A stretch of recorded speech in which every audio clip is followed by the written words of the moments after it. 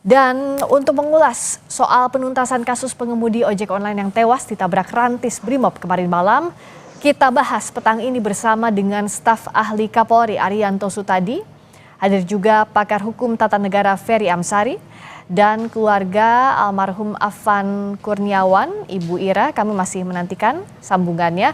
Yang sudah terhubung ada Pak Arianto dan Bung Ferry. Selamat petang. Saya ke Bung Ferry dulu ya. Tadi kan dari konferensi pers terakhir bahwa 7 anggota Brimob dipatsuskan untuk diinvestigasi terkait keterlibatannya. Seberapa harus cepatnya proses ini berlangsung agar amarah publik bisa segera terkendali, Bung Ferry? Saya pikir secepat-cepatnya ya pasti, karena polisi berpacu dengan waktu untuk memastikan tindakan yang dilakukan betul-betul mendapatkan sanksi yang proporsional. Dan saya yakin kalau dilihat video yang ada, ini sanksi harus sangat berat ya. Karena kalau dibilang ini tentu saja upaya pembunuhan yang menurut saya tidak boleh dilakukan oleh aparat penegak hukum kita. Dan karena ini bicara soal kemarahan publik, tentu polisi wajib bijaksana dan memastikan agar seluruh tindakannya betul-betul tindakan yang mampu menyejukkan suasana. Tindakan transparan, menyejukkan suasana kalau penegakan hukumnya berjalan dengan baik, Pak Arianto. Dalam kondisi saat ini mengatasi, kita katakanlah krisis yang terjadi kepercayaan publik terhadap Polri pasca peristiwa tadi malam, selain penanganan di Brimob, apalagi yang harus dilakukan dalam waktu segera? Ya, saya melihat kemarin kejadian kaget banget ya. Saya menduga ini pasti akan meledak dan menimbulkan gejolak di seluruh Indonesia.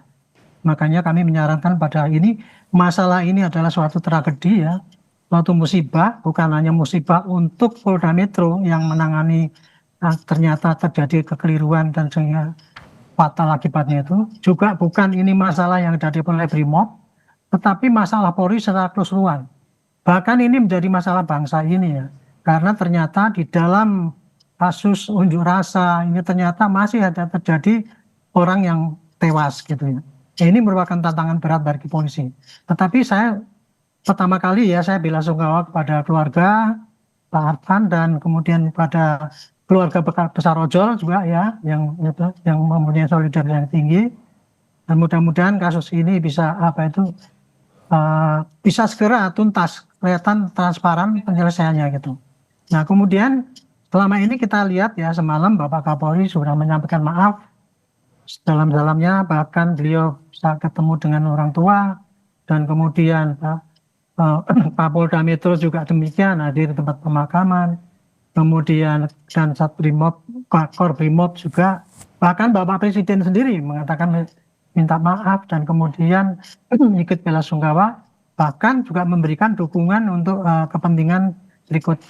Itu menunjukkan simpati ya bangsa ini terhadap tragedi yang terjadi sekarang ini. Nah sekarang polisi menghadapi yang cobaan yang gede sekarang ini, yang harusnya adalah secara frontal ya semua itu menyatakan maaf. Oleh karena itu saya sini juga menyampaikan maaf juga gitu ya, bukan basa-basi maafnya ini kan. Itu memang sudah terjadi kayak gitu, apalagi sudah ada orang meninggal, maka polisi sekarang konsekuensinya adalah harus pasti akan memeriksa yang bersangkutan itu secara transparan dan cepat. Dan alhamdulillah saya kok sesuai dengan harapan saya dulu ya, ketika saya mengusulkan yang namanya sidang kode etik itu, jangan seperti teori yang itu bikin panitianya sebulan dan sebagainya. Itu kalau kasusnya kan ini yang clear, terjadinya clear sekali, simple kasusnya ini. Sehingga untuk membuktikannya, apalagi kan pelakunya ada di dalam satu mobil itu sendiri. Jadi itu, dan ternyata memang benar, hanya 1 hari bisa diputus melanggar kode etik sekian dan kemudian dipatsus gitu. Tetapi karena ini ada orang meninggal, pasti nanti proses meninggalnya orang itu juga nanti akan diteliti. Apakah ini kasusnya kasus sebagai kecelakaan atau 338 atau 340 dan sebagainya, itu pasti nanti akan didalami setelah penjatuhan dari kode etik ini gitu. Dan yang kedua, polisi juga jadi polisi sekarang menghadapi banyak nih ya, menghadapi demo-demo yang beruntutan ini, juga kemudian menghadapi gejolak di seluruh wilayah karena ojol itu makanya polisi sekarang ini juga menyampaikan pada jajaran agar hati-hati dan jangan sampai memancing kemarahan massal gitu loh. Ya, Dan mudah-mudahan ini bisa. Dan kemudian yang paling penting adalah memberikan penerangan pada masyarakat. Inilah yang terjadi ya. Setelah tanaman, polisi tidak melindungi apa yang salah pasti akan dihukum sesuai dengan bobot kesalahannya. ya. Dan kemudian akan diumumkan pada masyarakat. Masyarakat boleh senantiasa mengecek perkembangan itu. Bahkan kita usulkan ya, ada dibentuk tim pencari fakta yang melibatkan orang-orang yang netral gitu ya. Supaya nanti tidak dicurigai lagi polisi itu melakukan tindakan yang kemudian menutupi kesalahan seperti yang sering diduga seperti jadi penegakannya harus transparan, harus tegas, tapi yang harus sama-sama digarisbawahi ini kan dimensinya seperti yang tadi Pak Arianto sampaikan, ini dimensinya masih pelanggaran etik. Nah, pidananya juga harus segera diusut karena ada nyawa yang hilang. Bagaimana juga ya, karena ada nyawa yang hilang, ada yang meninggal, ada korban meninggal, harus segera tegas. Tapi apakah berhenti di 7 orang ini saja, Bung Ferry? Tapi kita akan bahas usai jeda di Kompas Petang sesaat lagi. Yang Anda saksikan ini adalah tadi pada saat pemakaman pengemudi ojek online yang tewas ditabrak oleh kendaraan taktis atau rantis Brimob, dan saat ini proses yang sedang berjalan adalah 7 anggota Brimob yang diduga terlibat dinyatakan terbukti melanggar kode etik dan sedang menjalani penempatan khusus selama 20 hari ke depan pada 29 Agustus sampai 17 September mendatang. Gelombang unjuk rasa terjadi di sejumlah titik di Jakarta, diantaranya di depan Mapolda Metro Jaya, juga di depan Makobrimob, kawasan Kuitang, Jakarta Pusat. Tadi kita sudah membahas juga bagaimana penegakan hukum tetap harus dilanjutkan. Masih bersama kami staf ahli Kapolri Arianto Sutadi dan pakar hukum tata negara Ferry Amsari. Bung Ferry, kalau tadi kan kita sempat bahas bahwa ya sekarang patsus berjalan karena melanggarnya kode etik, tapi pidananya mau tidak mau juga harus berjalan dan harus diawasi karena ada nyawa yang hilang, ada korban meninggal dunia. Nah, proses transparan seperti apa sih yang diharapkan oleh publik dan apa yang menjadi catatan selama ini jikalau ada kasus yang melibatkan aparat, Bung Ferry? Ya, pertama soal brutalitas dan kesenangan teman-teman kepolisian di lapangan ya, terutama kepada para pengunjuk rasa, kan bukan satu kali ini saja. Ini bagian dari akumulasi dari berbagai tindakan brutal di lapangan. Nah, memang sampai sejauh ini kita belum melihat ada upaya perbaikan. Oleh karena itu, kalau kemudian peristiwa ini terjadi berulang kali, mestinya sanksinya memang sangat keras dan prosesnya juga harus dipercaya oleh publik. Bagi saya ini tantangan bagi teman-teman kepolisian ya untuk memastikan proses ini betul-betul terbuka dan orang yang melakukan kesalahan betul-betul disanksi sekeras-kerasnya. Dan kalau bisa memang keterbukaan proses ini menjadi gaya baru bagi kepolisian untuk mengungkap bahwa kepolisian berupaya memperbaiki keadaan. Kalau tidak, tentu saja orang tidak akan merasa puas dan orang-orang merasa ini akan terjadi peristiwa yang berulang ketika kemudian seluruh amarah massa sudah tenang, tiba-tiba proses akan lenyap atau kemudian tidak diketahui secara terbuka apa yang sedang dikerjakan terkait dengan perkara ini. Dan kalau dalam kasus ini, apakah bisa berhenti di 7 orang anggota Brimob saja, Bung Ferry? Jikalau tidak, siapa-siapa saja yang harus diusut tuntas? Ya, Pak Arianto tadi paham betul ya konsep administrasi negara. Tanggung jawab itu tidak hanya dibebankan kepada anak buah ya, tapi tanggung jawab itu sampai ke atasan langsung mereka. Dan saya pikir karena ini bicara soal etik terlebih dahulu ya, sebelum tindak pidananya, dalam hal-hal etik sebenarnya pimpinan dari pelaku pelanggaran etik juga harus bertanggung jawab karena dia ada tanggung jawab untuk mensupervisi, memastikan kerja anak buahnya tetap tepat sasaran, sehingga mestinya kalau bicara etik akan diperiksa jauh, itu bisa sampai ke atas gitu ya.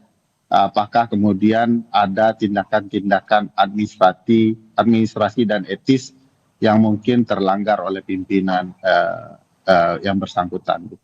Ya, itu yang harus diusut sampai tuntas dan saat ini juga kita sudah terhubung dengan keluarga almarhum Afan Kurniawan, yakni sepupu dari almarhum. Bu Ira, selamat petang. Ya.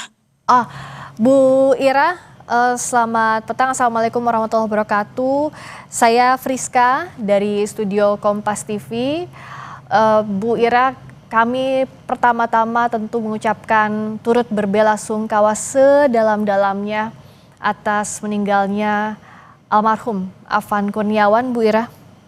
Iya, terima kasih sebelumnya untuk ucapan duka dan belasungkawa dari banyak pihak, yang baik yang sudah hadir ke rumah duka, ke pemakaman, atau yang sudah mengucapkan lewat banyak media sosial untuk adik kami yang sudah berpulang, Afan Kurniawan.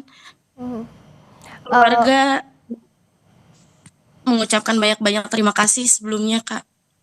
Iya, terima kasih Mbak Ira, di kondisi yang sangat sulit pasti untuk keluarga. Terima kasih masih bersedia untuk menerima kami untuk berbincang bersama Mbak Ira. Mbak Ira, boleh tolong buka kameranya agar kita bisa terhubung lewat Zoom karena masih terdengar suaranya saja. Ya, sudah. Baik, terima kasih Mbak Ira sudah bersedia. Mbak Ira, boleh tolong diceritakan kepada kami, mohon maaf kalau kami harus mengungkit lagi momen yang berat kemarin. Bagaimana ceritanya almarhum ada di lokasi dan bagaimana pula keluarga akhirnya tahu bahwa almarhum ini jadi salah satu korban? Kemarin adik saya pamit sama ibunya, kebetulan saya kakak sepupunya beda rumah. Dan info ini kalau untuk info keberangkatan dia dari rumah memang izin untuk narik seperti biasa. Beliau memang kegiatan sehari-harinya narik ojol gitu. Beliau izin ke ibu untuk kerja seperti biasa, narik ojol sampai sore. Biasanya memang kalau ayahnya juga kan narik ojol tapi nggak segigih beliau gitu. Kalau siang mungkin ayah udah pulang karena usia juga ya. Tapi kalau beliau walaupun udah sore, kalau misalkan memang belum mencapai target dia belum pulang gitu. Jadi kemarin itu kita dapat info itu dari rekan-rekan ojol datang ke rumah nenek kami, yang dimana rumah nenek kami adalah alamat yang tertera pada KTP Afan gitu. Jujur kami shock di situ karena percaya nggak percaya gitu, dapat infonya hanya terlindas mobil, kami belum tahu mobil apa, siapa, segala macamnya kami belum tahu gitu. Terus bibi saya, adik dari ayah Afan, langsung ke rumah sakit Pelni.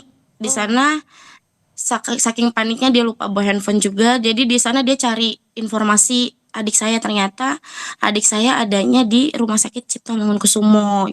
Oke, ternyata di RCM ya Mbak